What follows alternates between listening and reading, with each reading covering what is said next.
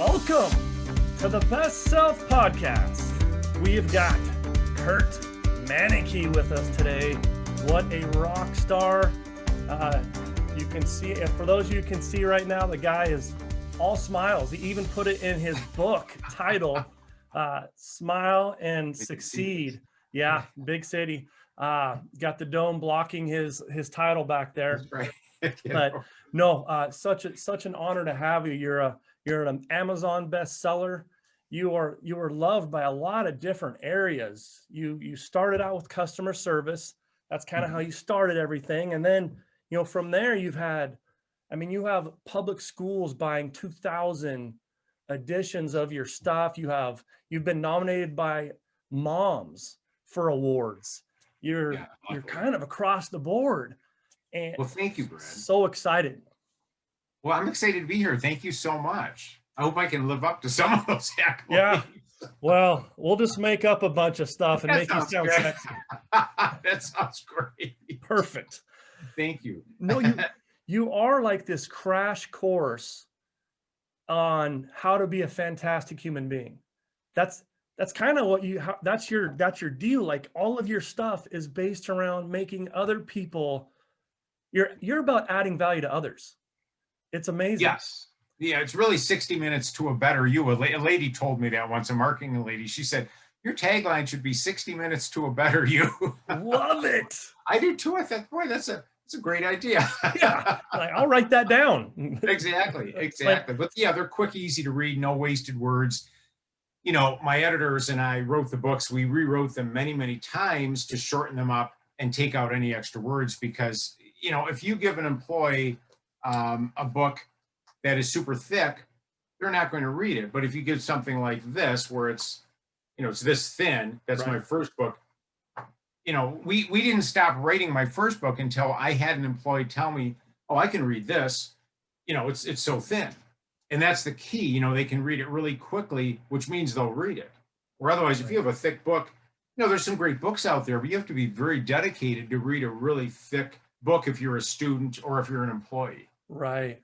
Yeah. And I remember, I used to be a baseball coach. Yeah, I read that. Yes. Yeah. And I used to always tell peeps that so we'd send out like donation letters and some stuff along those lines. And I would tell them that the longer that letter sits on their counter, the less the odds are of them actually donating. So we would do follow-up calls and stuff like that.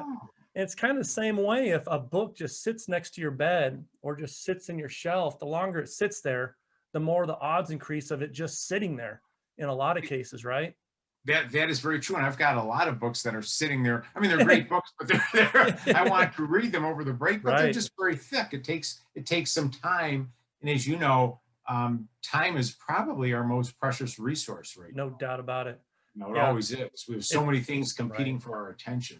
No question. I think I would argue time might be the biggest deal killer as well. Like biggest business deal killer is when you got that gap between you spoke to them and then you got back to them. Usually communication is the biggest deal killer out there. People start making up their own stuff. I agree. No, usually it's negativity. I totally agree. Well, and follow-up like you're doing, like you mentioned with the baseball, that was so smart of you because, it takes an average 5 to 12 follow-ups to get the sale or to get the, person to donate. So most people give up at 1 to 3 so they don't get the sale or the donation. So you were very smart to do that. That follow-up is so critical because most people are not very good at it. Right. And it's not that hard. You just make another call or send another email. Right. Yeah. That's kind of I didn't have that really scripted for today, but that's kind of a conversation in itself too, because there's probably an art. A follow-up says you care, but you could also probably follow up and be annoying. Exactly. I always say persistent, not pushy. Yeah, that's good. And in my books I have, if you're at a car dealership, how often you should follow up, different scenarios for follow-up, if they're waiting inside the car dealership, if you did a special order, like when we had a store, we used to call people once a week. We had a list of people that did special orders. We'd call them. We'd say, Brad, just wanted to let you know your O'Neill wetsuit is still on order. It has not come in yet, but we'll keep you posted. And that way they knew they weren't sitting at home wondering, when it was Right. going to come in. And of course we would call them the minute it came in, but they seemed to really appreciate that contact. Right. We're gonna dive into that, buddy, here in a Oh, good. second. Feel like in a I'm minute, glad. both of our hair are gonna be on fire. That's right. Hey, I was gonna ask you, so you were in customer service. That's kind of, you originally built a 6-week course for customer Yes, service, and that's kind of what kind of spurred your journey to where you're at now, I think. it did. If you could list 5, say you're doing hiring, you're going to hire Yes. someone, could you list 5, if that's too many, just let me know, 5 qualities that you're in this hire, these are the things you're looking for? Because there's so many people that go out there and hire, and their lens are on the wrong area, They and are. it hurts the culture and everything of their customer service. That's a great question, and I'll answer that with a little story. When I had our specialty retail store, we used to have a lot of people come in and ask for applications. Well, the people I would hire, I would interview on the spot, would be the people that were dressed well, they were prepared. That goes into the 6 P's in my book. Proper preparation prevents poor performance. The people that smiled and had good eye contact, had good communication skills, and were polite. So there are 5 right there, and we're just getting started. Whoa. Because I knew, like somebody like yourself, I could tell right away, eye contact, smile, outgoing, polite, pleasant. And that translates into my head, good with my customers. Yes. You're not going to upset my customers. I'm going to sell more. They're going to tell more people about my business. Yeah. And I think that's true for any business, whether you're a front-facing employee or not.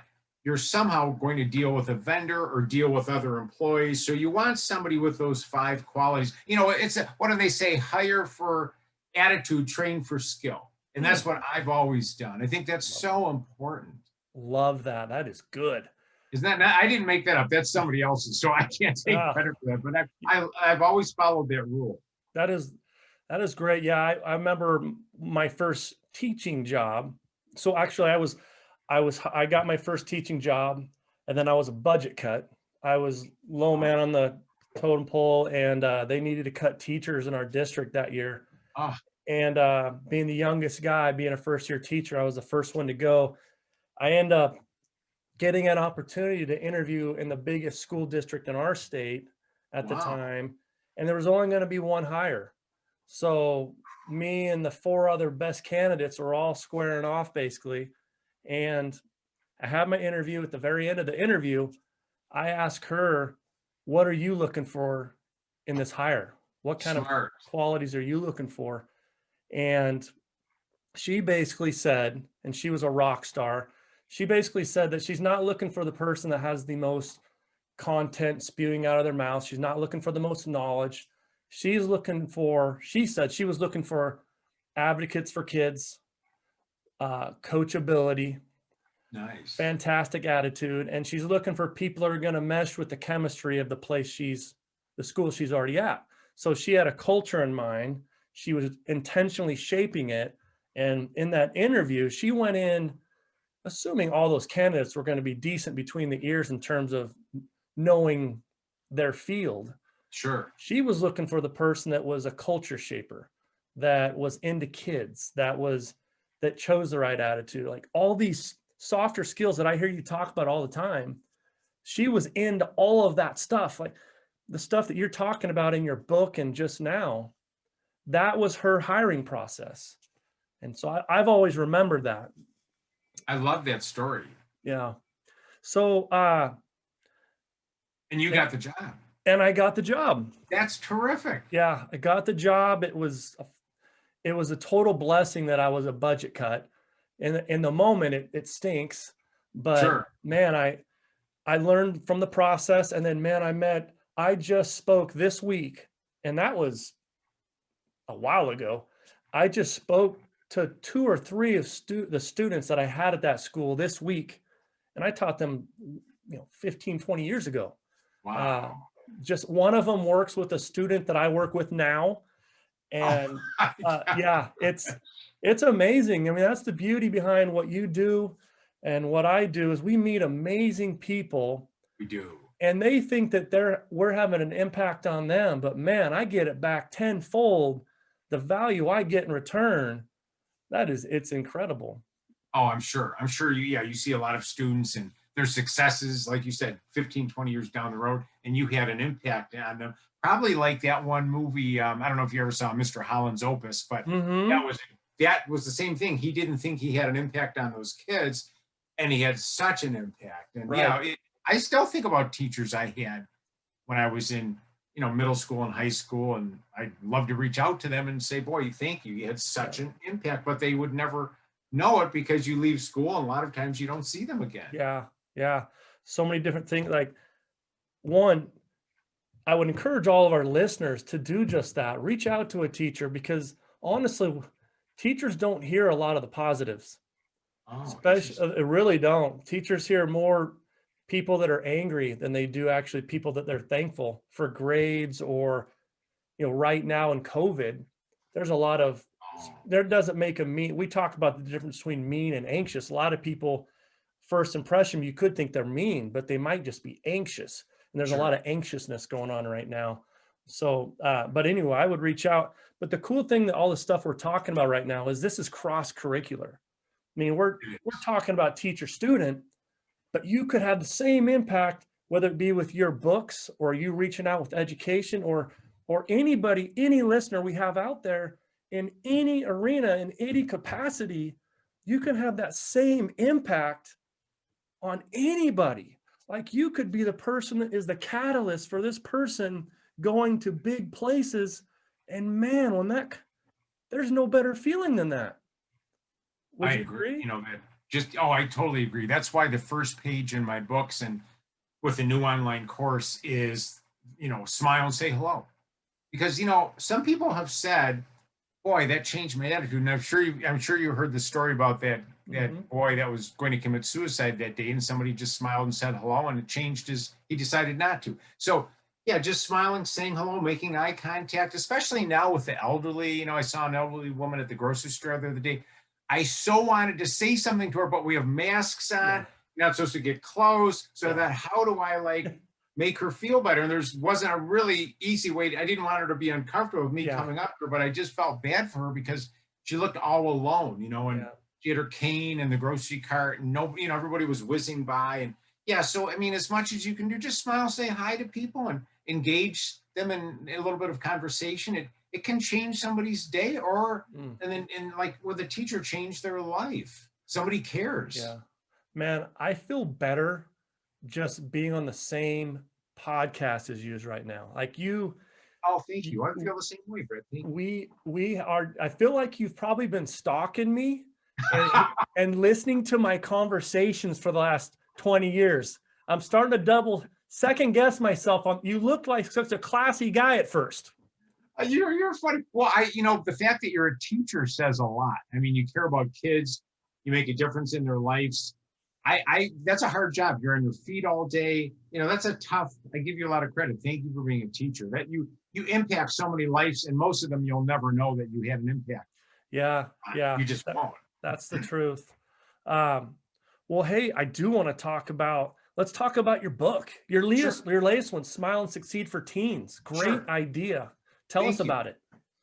Well, that idea, as you know, I wrote my first book, Smile, Sell More with Amazing Customer Service. The reason I'm holding it up is this is the reason I have the teen book. I wrote this book and I wrote it for businesses, but all these moms and teachers told me, Kirt, you have to get this book in the schools. And I said, I don't know anything about the schools. I wrote this for business. And they said, well, it's all the people skills kids aren't learning.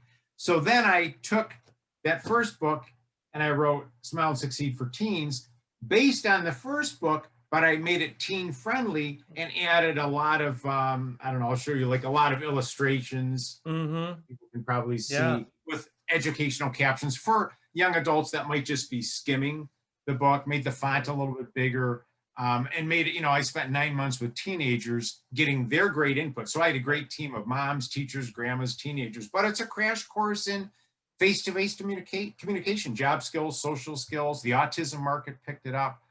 Temple Grandin called me, Dr. Temple Grandin, the day she read it and urged me to use her testimonial to get it out to all teens. Oh, I love her. I told her I love your movie. You know, that if anybody hasn't seen the movie Temple Grandin, wonderful movie. So that was so nice of her. But it's just, you know, it's all the little things, saying please and thank you, smiling, greeting customers, shaking hands. Well, now it's fist bump that I added in there or whatever it is for the virus. I was going to ask you about that. Yes. Yeah, I'm the same way. I mean, that's all those things go into customer service. All those things go into, you know, social skills. And you and I have talked, and our listeners, most of our listeners, unless you're a first timer, you probably know that I have a son on the autism spectrum. And, you know, you and I talked off air. I mean, that's a humongous spectrum. Like, people who don't know any better don't know autism is a humongous spectrum. My little man's fortunate to be on the higher functioning side, but man, social skills, if you know anything about the spectrum, you know that it's a lot of these guys. I mean, most of these guys are sharp as a tack. They have something that they're really good at, but almost all of them, and I'm generalizing, the good majority of them are missing the social piece. And I mean, when we found out that my wife's a teacher and I was a teacher when he got diagnosed, we're both athletes. My wife was a Gatorade Player of the Year for basketball, played Division I basketball. I was a college baseball player. We're both athletes and very social. And we knew that when he was diagnosed, the hardest part was knowing what was coming for him. We'd been teaching for years. We knew that there was going to be bullying. There was going to be weird looks in the store. We knew that he was going to have a hard time making friends. Frankly, all of which has come true. That was the hardest part. But we've managed to give him his best life possible. And we're so proud of him.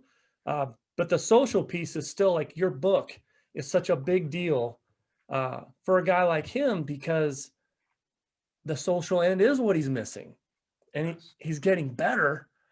But that'll always be something he's working on. He's never going to reach it. So having books like yours is such a big deal. Could you give us maybe 4 or 5? You listed a few. I know you have like a top 10. I do. List a handful of those? Yeah, sure. Top 10 is, if they just read that part of the book and nothing else, they'll be way ahead of the pack as far as other teens. And I wrote the book for all teenagers, but the autism community picked it up. The first tip, of course, is smile and say hello, whether it's a friend or a customer. Another tip is make a friend. You know, introduce yourself to a friend. Another tip is make good eye contact. And in the book, it talks about, if you're not comfortable with which a lot of young adults with autism are not, if you're not comfortable looking in the eye, I've got a little bullseye, and I'm not sure if I can find it, but it's a picture of, it tells them to look at the nose, and I don't know if I can I show this on? Yeah. I don't know if you can see it. Do you see the bullseye with that right there? I do. It's right square on the tip of their nose. Exactly. So, you know, look there. That's a little tip. And what else do I have? Turn off the electronics. Because a lot of young adults don't, you know, they don't get this. They just are given the phone. They're not given instructions. So tells, you know, when to turn the electronics off. What I have to actually look in my book to see what else do I have in the top 10. Like, what is in there? Oh, say please and thank you, which is so critical. And it teaches them, when a customer says thank you, you don't say yep, you don't say no problem. The proper answer is you're welcome. Yes. And that's so important because for, you know, every teen, especially teens with autism and special needs and other special needs, getting that job is critical for them to get income and live on their own. So I've also got on there body language, be enthusiastic, listening, because that's so important, listening to customers and your friends. So those are some of the top 10. I think I hit them all. Let's see if I missed any. I was going to tell you, I call those, I sometimes call I think I stole this from Dabo Sweeney. He's the head football coach at Clemson. He calls phones the thumb gangsters. Oh, I like Stay that. away from the thumb gangsters. I hope I'm not butchering that, but that's what I remember.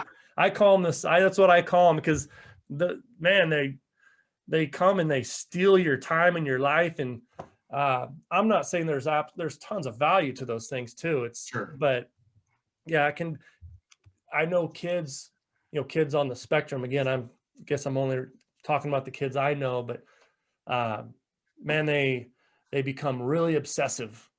So Sure. And there's tons of good stuff on there too. I mean, there's stuff that helps them. Anyway, just want to talk about one or two more things, and I'm kicking you to the curb, Manecke. Thank you, Brad. Yes, I'm had about enough of this positive stuff. That's right. Do you so I just wanted to put a plug in for this too, because you've got that, but you've also got a parent's guide. Oh, I do. I think that's important because especially now with COVID, there's like, if it's going to be something that they're going to do on their own at home, sometimes it helps for teens and tweens to have a parent there or someone to help them support through the process.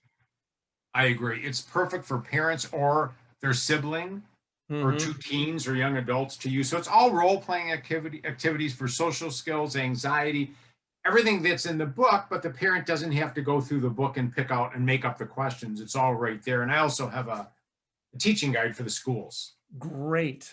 So I do Fantastic. A lot of schools, classroom packs. I've got the new online course for schools. So yeah, I've got audiobooks, whatever version people want to listen to the content in or read the content. Love it. I love it. So valuable. Stuff that people already deem important, and you're adding a framework to the whole thing.